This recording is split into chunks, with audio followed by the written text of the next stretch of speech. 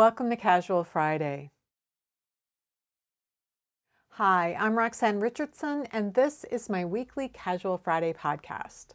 In this week's podcast, I'll show you several vintage 1930s knitting books from my knitting library, and I'll show you what's going on with my spinning and knitting breed study.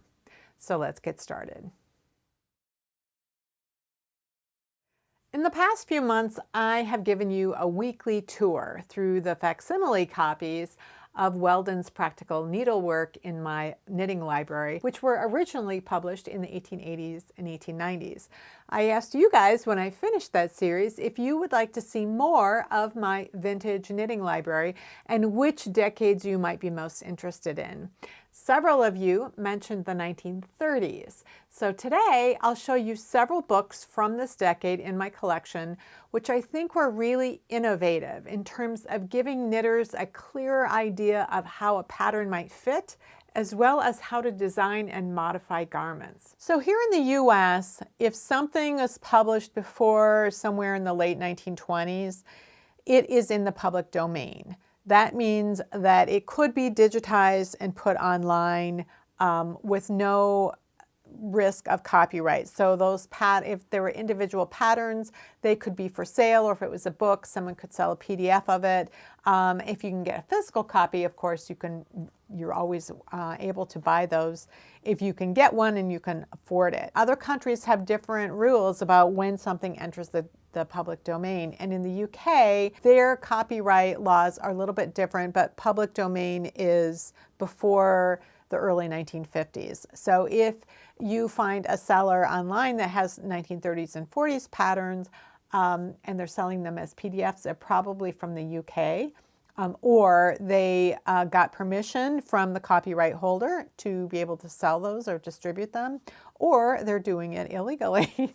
Could be any one of those, but if it's from the UK, it's going to be legal. So you'll be able to find a lot more individual 1930s patterns online. But I have a few physical books, and these are American publications. So this one is a hardcover Columbia Manual of Knitting and Crochet. So I have some older Columbia manuals as well, and they are a little bit different because those have a little bit of information about knitting technique at the start, but then it's all patterns. This book is a bit different. It's a reference book arranged in 5 sections with actual photographic illustrations, full working instructions, and detailed charts. So they have information about the history of knitting. I haven't read through it recently to know if it's actually accurate or not. They've got some helpful suggestions. They've got a section on tailoring and blocking, and hand washing, taking care of knits. And then they have some techniques, like they're calling it weaving and stockinette stitch, so grafting, and they're grafting pieces that are laid flat so that you can see the path of those things, and then how you would do that in garter stitch.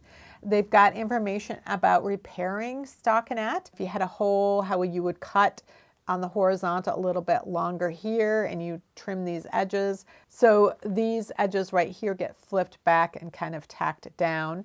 Then you create these weaving strands, and then you use those to create stockinette fiber in the fabric. So they've switched the colors here. Now they've got the weaving strands in white, and then they're using the dark contrast colors so you can tell the difference between the original knitting and what they're creating here. Some older books might have 1 or 2 drawings, and they kind of skip this bit here where they kind of show how it's tacked down. A lot of books don't really explain that.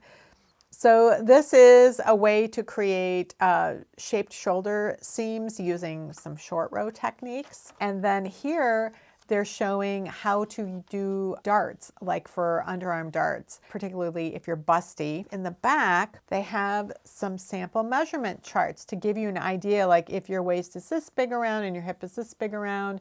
You know, they just have some proportional things. And this is the 1930s, so these skirts are long. They also have some charts for the upper body. So the example that they were telling in the previous pages, they were talking about how you would do them here. And so you do the bigger ones where they're close to the upper arm and won't be as noticeable.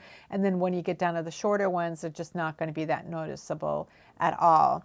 And it looks like they've got additional dart as well right here down by the hip area, which I think is neat because I don't know that I've seen that kind of instruction in other books. The other thing they talk about is knitting in sleeves. They're knitting close-fitted garments at fine gauges in the 1930s. And so they're talking about doing a top-down set-in sleeve that you are knitting, attaching it to the body. So they'll have you start with, you know, a few inches up at the shoulder, and as you're knitting back and forth, you're picking up additional stitches. This is the book where I first saw the idea of picking up through the center of the edge stitch rather than between stitches like we do today. And it is a little messier than what we would do today, but it also creates a less bulky seam.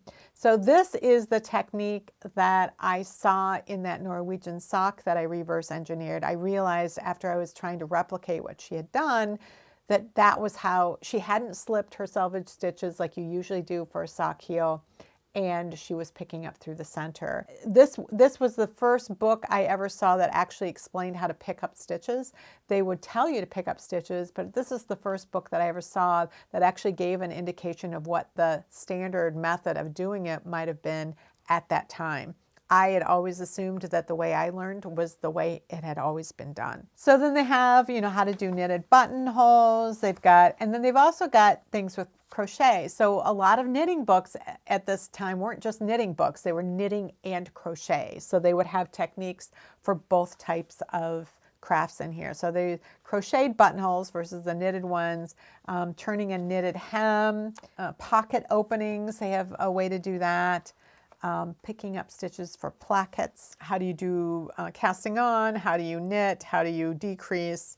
All of those kinds of things. So they've got the knit two together here, and they're calling this decreasing by the pass method. So they mean slip one stitch, knit a stitch, pass the slip stitch over. So that creates a left-leaning decrease. The same kind of decrease you get by doing an SSK. But if I look at this, they were probably slipping as if to purl, which would result in a twisted stitch on top. Some people prefer that because it kind of tightens things up. With an SSK or a slip one, knit one, pass slip stitch over, that top stitch a lot of times is enlarged, and people are always trying to come up with ways of narrowing it down. And the way they did it was just to have that stitch be twisted so it kept things pulled in. They've got all kinds of techniques in here. And then they get into, well, here we've got ribbing, and then we've got different kinds of stitch patterns. So most of this book is really just a stitch dictionary. So there's a lot of knitting stitches throughout here, and then you get the crochet ones toward the back.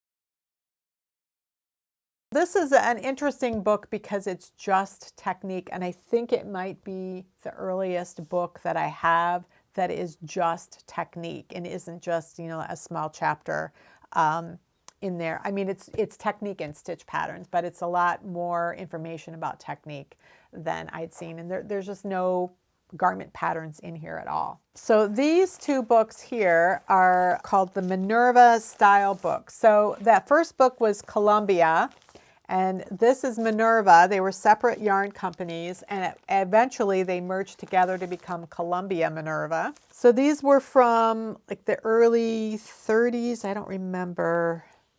This is 34. Oh, they're both 34. So both of these are 34, but this one is volume 36 and this was 33. So they may have come out like every month, every couple of months or something. These have the patterns in them. So I'm going to go through these and look at this. Like, you want to knit yourself an evening gown. So that's a kind of interesting sweater. This is a twin set. This, you know, it's a full suit, a full knitted suit. It's just unbelievable. I mean, this is a jacket as well, and a scarf to go with it. So it's a lot of knitting, a lot of knitting. These skirts were long, but they're really cool looking. Got a swimsuit. I always like these sort of graphic types of things. Those are always interesting. It looks almost like a collar on here.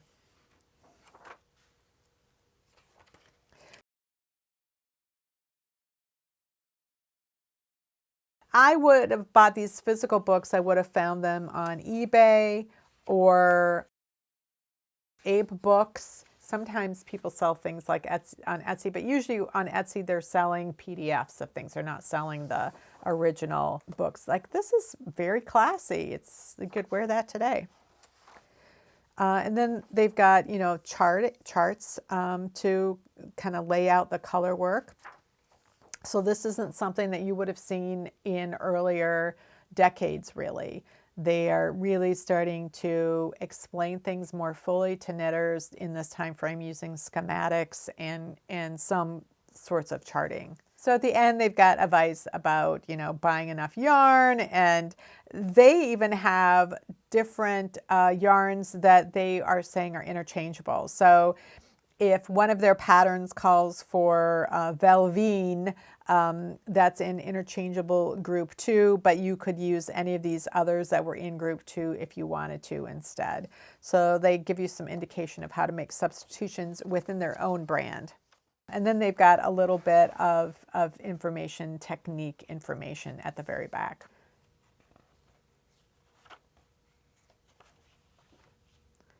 So these yarns right here, I don't know if you can see this. These are more like these kind of crepe yarns, meaning that the yarns themselves are kind of textured, so would have kind of a nubbly appearance to them. Again, the full skirted suits. I can't even imagine how long that would take to knit one of these outfits.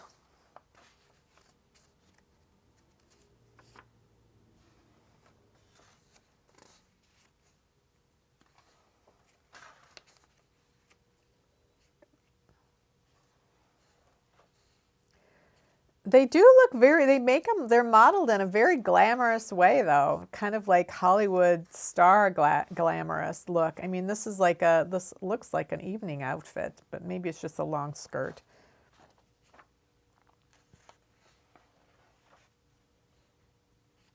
A full coat.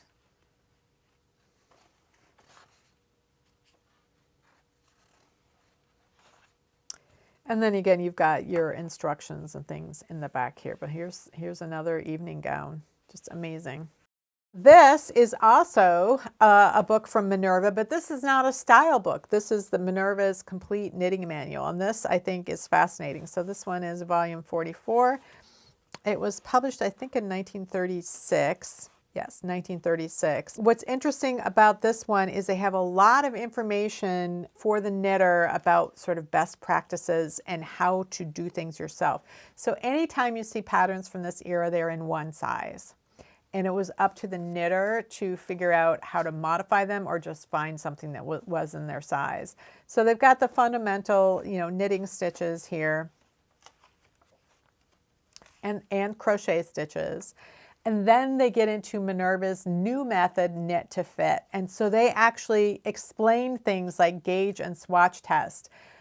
Patterns from previous decades might tell you the stitch gauge, rarely tell you a row gauge, rarely tell you the finished sizes. They'll just say it's to fit a 34-inch bust, and they don't give you any finished information. But this book explains all of that, and they're explaining how to use what they call charts, which are schematics. So they're showing you the basic shapes of, their sweaters are really blouses. They're fine gauge and they're close fitting, so they're meant to fit the way woven clothes would fit, with the same sort of, you know, narrower waist and get gradually bigger, shaped armholes, all of that kind of thing. Sleeve cap, and they're telling you how to measure and where to measure. They're telling you how to make a chart. So they're showing you, like, once you've measured yourself and you know how big you want something, it's going to be close fitting if it's a knitted item. 1-inch squares, and they tell you how to lay it out so you have your whole length. You'll know how deep you want your armholes, how wide you want things around the underarm, how wide you want the shoulders to be. And so you could create this chart, and then you could use your gauge to figure out, well, how many stitches am I going to need at any given point? Like, how many stitches do I need right here versus how many do I need right here? How long is that going to take me to knit? And therefore, how many increases am I going to need to make, and how frequently? And so they would do things like increase every 1/2 inch or increase every inch, where we might today say increase every 6 rows or something like that. They're kind of figuring everything out based on measurements and laying it out on the schematic. They have how to chart out a raglan sweater here, and this is one that's going to be knit in different pieces. But then they have one that I always thought was fascinating, where it's how you chart a raglan that you're going to knit top down with a circular needle, because circular needles were invented in the 1920s, and they weren't great, but they existed, and you could also use DPNs if you wanted. So they're explaining that whole, like, how do you chart this out? How do you lay it out? And then, you know, how to use it. So they're showing things like how many stitches you're going to have at the underarm, and, you know, how many inches is this, and how many stitches you're going to have then. So here it's saying like 8, so it's showing that you're going to be doing 8 decreases over those 2 inches. So it's a really interesting way to learn how to knit things and to design your own. So they also have information on washing and blocking and pinning everything out, and, you know, suggestions for details of work like trimming things. And then they get into the patterns, and the patterns in this book use the schematics like they showed. And so most of the information is in the chart. Like, this is the pattern. It's saying how much yarn you need, and it just says front and back are made the same except for the shaping of the neck in the front. And then they explain, you know, in writing how to shape the neck and how to decrease the top of the sleeve. You know, they're showing you, they have a couple of sentences of information, but otherwise you're following the chart.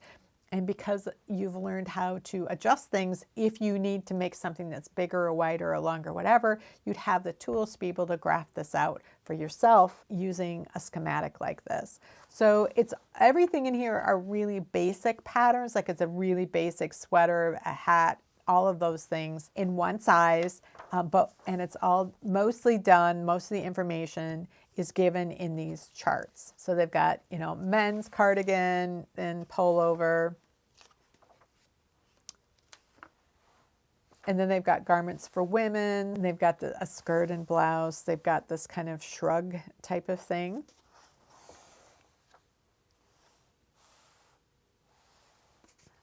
Some bed socks. So yeah, again, these are all like just basic stockinette type of things so that you could learn just the basic shaping of these sort of pretty plain garments. And then they've got stuff for children in here. And even the dog. There's a little dog sweater. This I find to be a really interesting book. And to see how things shifted in this part of the century away from not having schematics or much in the way of measurements, and then actually teaching knitters how to do these things.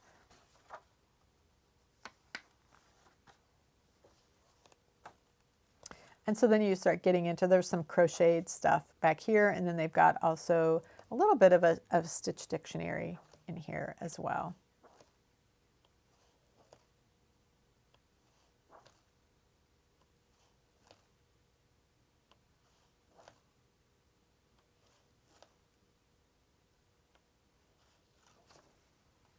They've also got explanations of all of their yarns, what they're like, what they're used for, and then again, they've got their interchangeable, their chart of interchangeable groups. Like anything in this group could be substituted, anything in that group could be substituted. So the decade leading up to the 1930s, in other words, the 1920s, was a transitional decade for knitting in a couple of ways.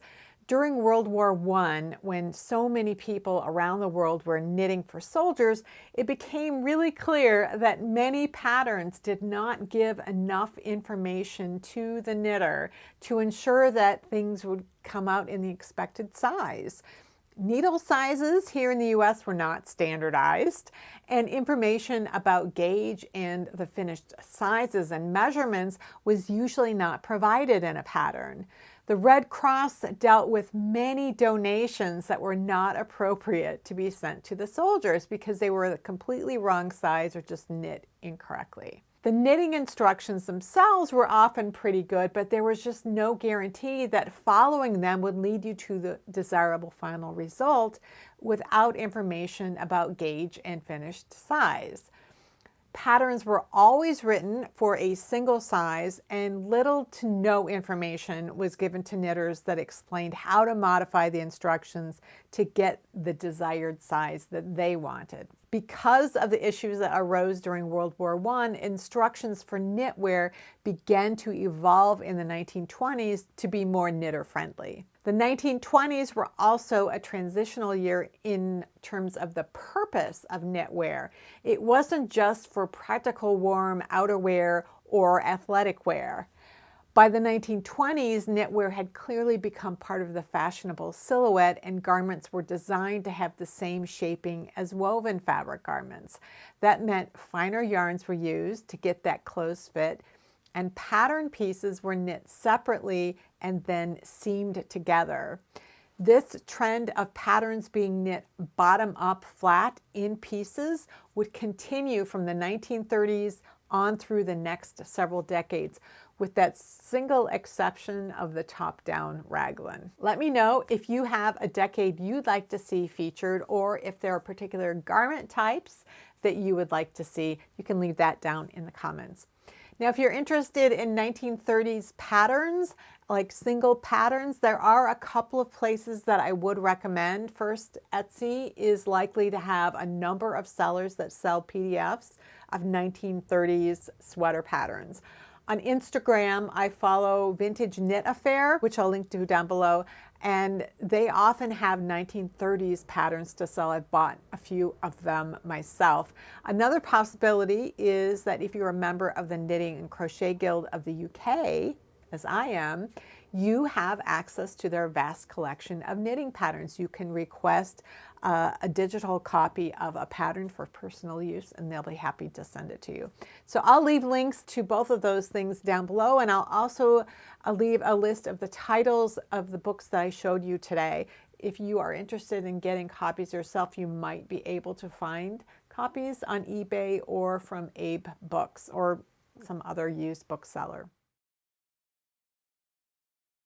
A couple of years ago, I bought a 30 breed sampler pack of different wool breeds in order to hand spin them. And it took me about a year to get through all 30 breeds. And then the yarn just sat there until this year, when I finally gotten around to doing something with that yarn I spun. And I'm knitting them into squares that will be then sewn into a small blanket, 5 squares wide by 6 squares long. So I'm going to go to the overhead again, and I will show you the 5 squares that I knit in the past week to add to the blanket. I'm also going to show you a few things about hand spun wool that people have asked, as well as show you one of the tools that I use in the process of doing all of this spinning and knitting of the hand spun. These are the squares that are from the 3rd week of knitting up the hand spun wools. So these have been washed and blocked. I've had a few questions about did I spin these all exactly the same? Am I using the same needle size and stitch count for each of the squares? And the answer is no. There were some times when I intentionally made changes to how I was spinning because that particular wool, from what I had read, was maybe more conducive to that.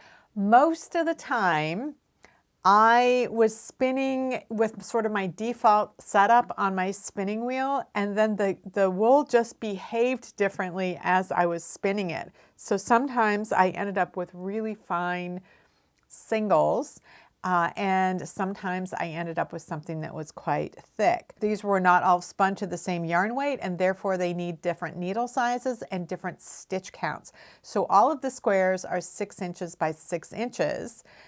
So that means that before I start knitting with it, I need to kind of get an idea of what yarn weight it is and what needle size I think I'm going to need.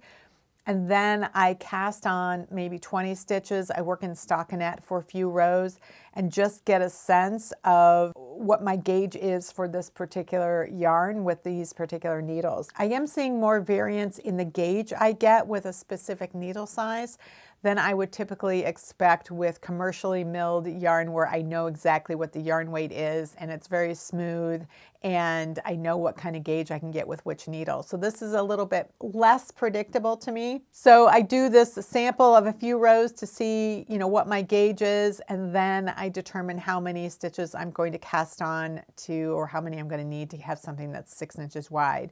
And I think I mentioned this a couple of weeks ago that I usually cast on fewer stitches than that when I'm doing just the garter stitch.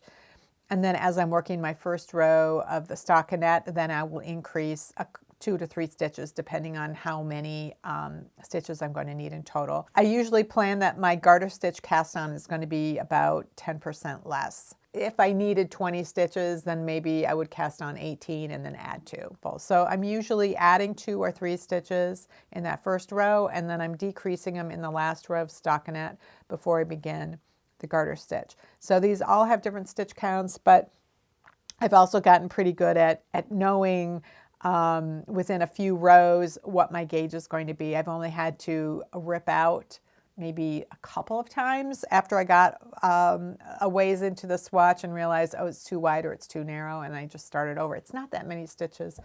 Doesn't take very long. I have my little chart here. So it's these yarns right here. So we've got Falkland, Manx, which is Manx Lochtan, Romney, Jacob, and White-Faced Woodland. So let's go through each of these, and I'll kind of talk a little bit about these particular yarns. So Falkland just is an indication of where this wool came from. There isn't a breed that is a Falkland breed. There were sheep that were imported to the Falkland Islands at some point in time, and there were a few different breeds, and they just tend to mix together. So they're, typically it's a blend of 2 or 3 different sheep breeds, and they might have different quantities of each of those breeds within them.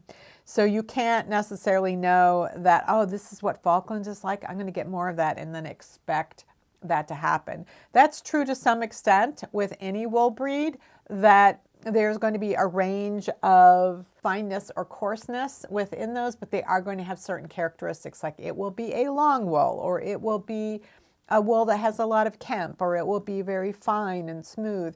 It will have a long staple length, it will have a short staple length. So there are some things that can be true in general, but when you're talking about a specific source from a specific sheep, it could vary. Now, if you have a pool of wool that comes from, everything's from that same breed of sheep and it's all pooled together, then that pool is going to be more consistent from one batch of wool to like skeins of yarn to the next. But for these purposes, I can get a general idea of what Falkland was like, but I can't guarantee that that's what it's going to be like in the future. This was, this has a little bit of a sheen to it. If you look at it, you can see that it's kind of has a bit of a sheen. It's very smooth. It's not hairy at all.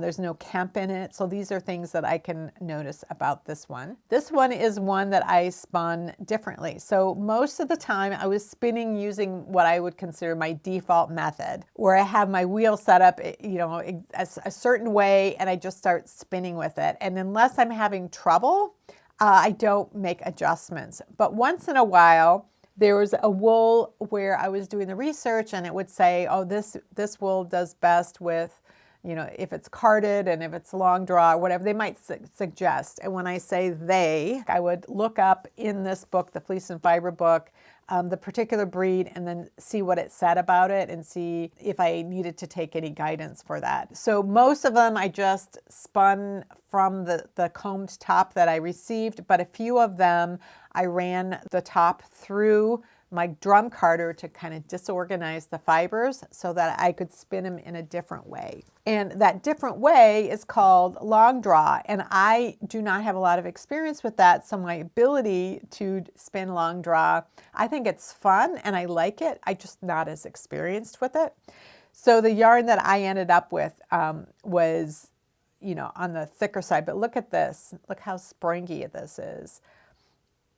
I have knit with a yarn that contained Max Lochtan in the past, and it has this nice brown color. So the yarn was dyed, and you could still see some of the kind of brown undertones in some of the fibers. It gave it a nice heathery look. And so I really liked that particular yarn, and I was, you know, really looking forward to knitting with this. So this is a much chunkier yarn. I think this spun up at like a bulky weight, but just look at how springy that is. And this was spun using the long draw method. So it's very bouncy. This is the thickest yarn I think that I spun out of all 30. I don't think there's any that's thicker than this. And then the next one, the one that's right next to it in the row is Romney. And this is the finest yarn that I spun. It was a fingering weight. It was very fine. I had maybe like 40 some stitches in here. I probably had like 18, maybe 20 stitches in this one, and I had more than 40 in this. So I also changed a little bit. You know, I have been doing two ridges of garter at the bottom and the top for each, and then maybe 3 on the side. And for this one, you know, it just makes that really thick right there.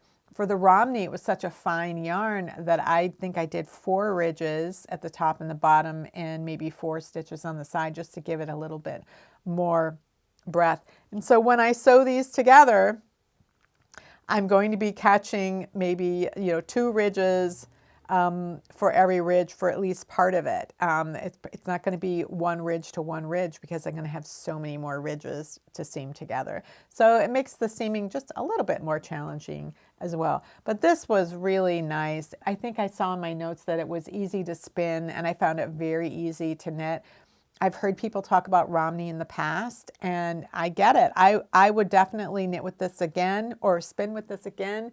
And so if we get up closer, you know, there is a little bit of irregularity in the yarn and in therefore the knitted fabric, but it's much smoother and it's much closer to something that I would normally want to knit with. So I really liked this particular one.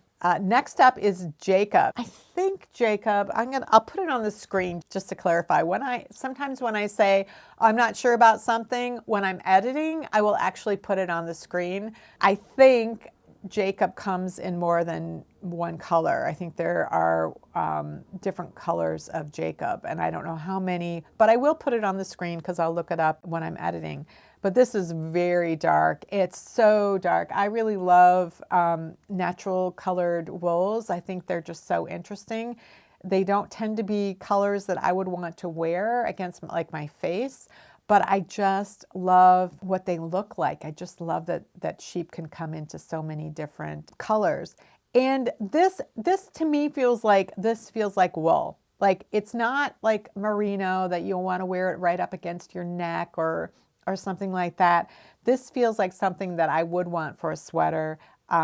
Let's look at the boinginess of it. So this has some bounce to it as well. So I really like this. I'd be interested in trying out other kinds of Jacob in the future, seeing what other colors they come in and trying what they like. But I really like my knitted fabric. It's really hard to see in here because it's so dark. This just is like, this feels like wool to me. It's like, this is something that I really like. Now this one is called White-Faced Woodland. It's a very kind of a fluffy yarn, and you can see it's not like, if you look at something like my Jacob, even though it's like a thicker yarn, it's pretty smooth.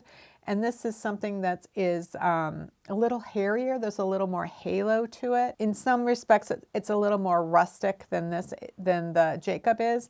And what I have read about White-Faced Woodland is that there can be quite a spectrum of coarseness and softness. So this would be a good example of a wool where just because this one felt this way doesn't mean the next batch you get is going to be that way. So that's kind of an interesting thing about white-faced woodland. So I wanted to answer a question that someone had in the comments about when I was saying something was a 2-ply or a 3-ply.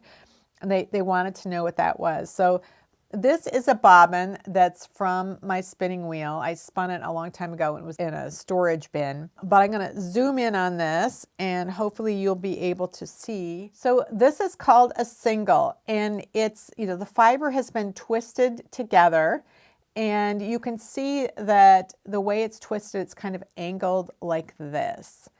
So if I wanted to represent that twist in this drawing right here, I would do it like this. So you have this kind of angle. The twist looks like it's angled like that. And this is called a Z-spun single. And it's called a Z-spun because that angle is similar to the middle of the letter Z.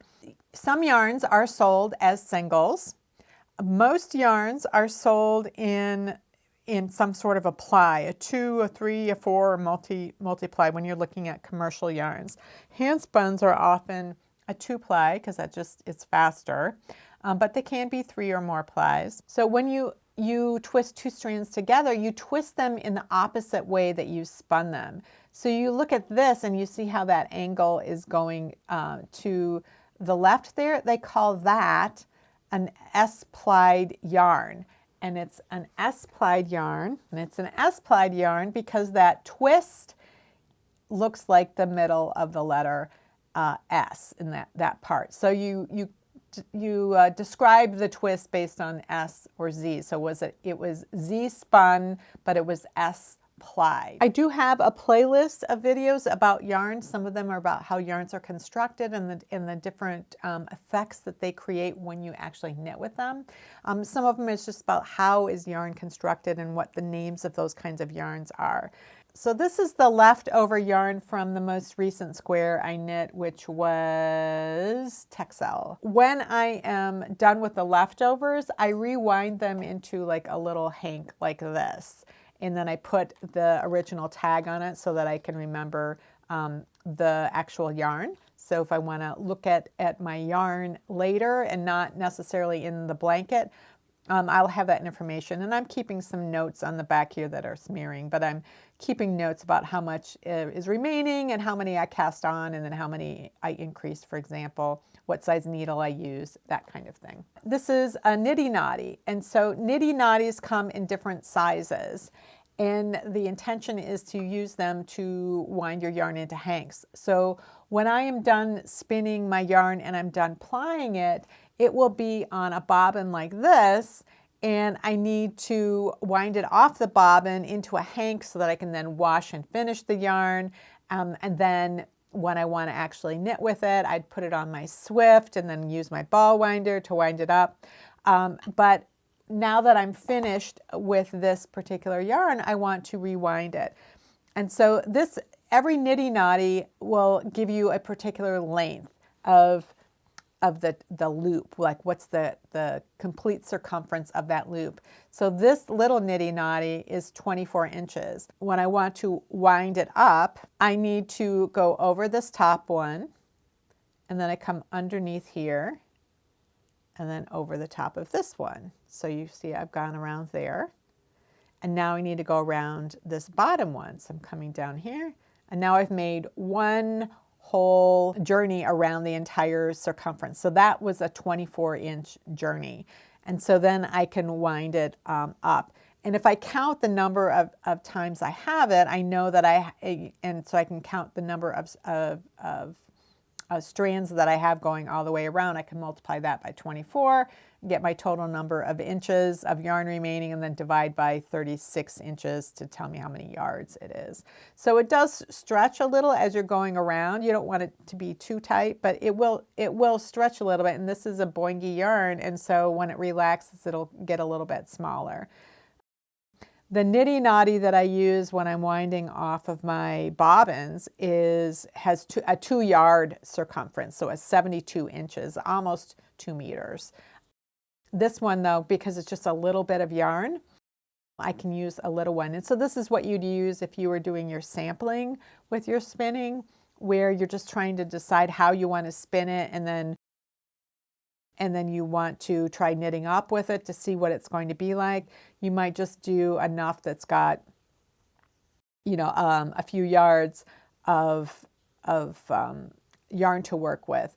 But maybe you want to wash that yarn and set the spin, set the twist before you actually knit with it. So you could wind off the little bit that you spun onto a small niddy noddy. So like you can see that like my spinning ability right here, like this is a really fluffy, thick bit. So if I was actually going to knit this in a real garment, I might, you know, cut this part out and rejoin because I wouldn't want this big lump in it. Or if I wanted the real textural difference, I could keep that in as I was knitting. I didn't cut anything out from my squares. I kept everything just as it was. The niddy noddy, once you develop the muscle memory for it, it's really easy, but I can remember when I was being taught how to do it, it was just like, what is going on? But basically you're creating a U here, and then you're creating a U here.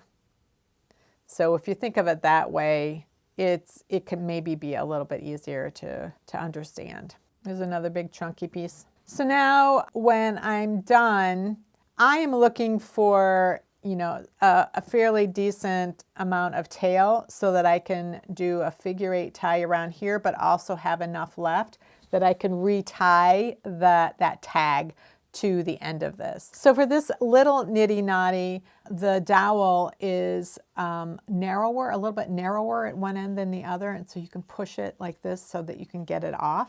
The full size niddy noddy like this, I can just hang this on my wall like this so it can lie flat. But when I'm actually going to use it, I twist it this way. And then one end of this has a knob to help keep things from sliding off. And then I have another one at this end as well. So this one is one then where I'd hold it in my hand like this, and my arm would really be, you know, swinging around quite a bit more than, of course, what happens with this one.